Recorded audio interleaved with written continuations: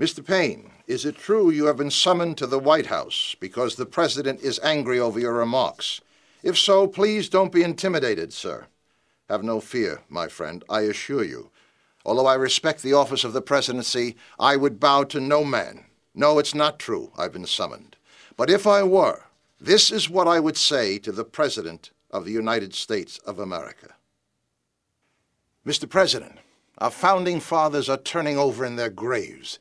There are no bombs falling on our city, no large enemy armies at our gates, but we are facing a disaster of monumental proportions, exceeding the tragedies of all former calamities combined. We face the end of America. Our representative democracy is dead, replaced by a swampland of party politics, ignoring the will of the people, playing games with the future of our children, bailing out failure and taxing success. Traitors and cowards in elective office, seeking only to appease advocacy groups and ethnic interests who promise to deliver the most amount of votes at the next election. Let us not be fooled, sir, that a failed economy is the central issue. It is not. The economy will rebound, but the issue is how much more dependent on government to satisfy your every need will we be when it returns. And can a nation that no longer teaches the principles of our founding fathers, lest they offend some special interest, ever regain its soul? Please, sir, look beyond the economy of numbers at the causes that are eroding our national unity. Our citizens are being buried alive in burdens never authorized by our Constitution and our founding documents. The corruption of the judiciary, with judges now dependent on the will of political parties. Our sons and daughters subjected to death and bodily injury in foreign countries without a formal declaration of war, which would ensure they go to battle with the full support of we the people, and not the whim of spineless leaders in Congress, advocating cutting their funds and playing politics with their lives. Have we not learned, sir, America cannot accomplish the mission without we, the people, being an equal partner in the fight? A military asked to win those wars, but condemned for collateral damage, lest we be criticized by countries who either work against democracy's interest or refuse to fight for themselves. The heart and soul of our economy, small businesses, paralyzed by government regulation and control over every aspect of their existence. The average citizen working the first 6 months of the year just to pay taxes that support welfare programs and handouts to foreign nationals never authorized by our Constitution, overburdened by a tax code 7 times larger than the Bible and understood by no one.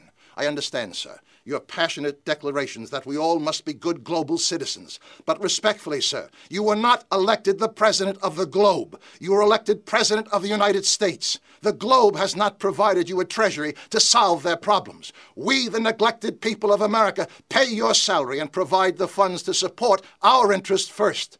If your house is on fire and your wife and children are in danger, would there be any question as to where your immediate allegiance should be?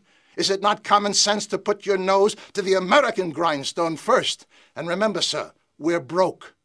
You don't want more complaints. You want solutions. How do we stop this endless slide to the end? I have no idea. I'm not a politician. I represent no party or no idea other than a return to common sense and reason. But I do know, sir, you will become the greatest president in our history if you have the guts to do what few politicians today even dream of.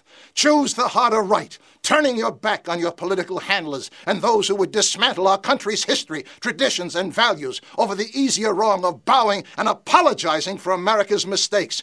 And stand up and inspire us all with the respect that is obvious. We are Americans, the most generous people in the history of the world, with the DNA of past generations who willingly sacrificed their treasure, their lives, their future to make the world free. We ask for nothing in return, not land, not servitude, not glory.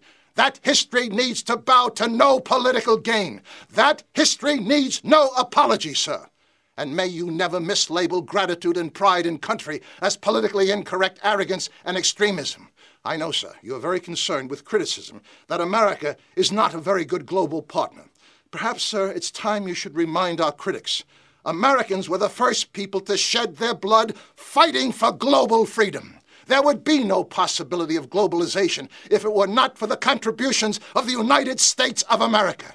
Secure your greatness, sir. Stand in front of we the people and declare the end of the self-destructive welfare state, sanctifying every person with a problem as a victim. Remind our country we were built and preserved by people who refuse to be victims. Hand up, not handouts. Declare what every citizen with common sense understands. There can be no bipartisanship if you stand in the cesspool of divisive politics and policies. Lady Liberty is mortally wounded, and the only hope this nation has to find bipartisan strength in action is to raise the debate to our founding principles of self-reliance, personal responsibility, and the vigilance to ensure government remains our servants and not our masters. If we need lawyers and judges and the ACLU to tell us what those principles are, then we have lost our common sense and we have lost our country. Forbid it, Almighty God! It's time for all of us to earn what we have been taking for granted too long. It's time for all of us to earn the right to be an American. Stop shaking your heads, moaning you can't fight City Hall, and realize we are City Hall. God bless our country, and may God give you, sir, the strength and the wisdom to turn away from your apology tours and stand up for America. It's the right thing to do, sir. My name is Thomas Paine. Semper Fi, Mr. President. Semper Fi.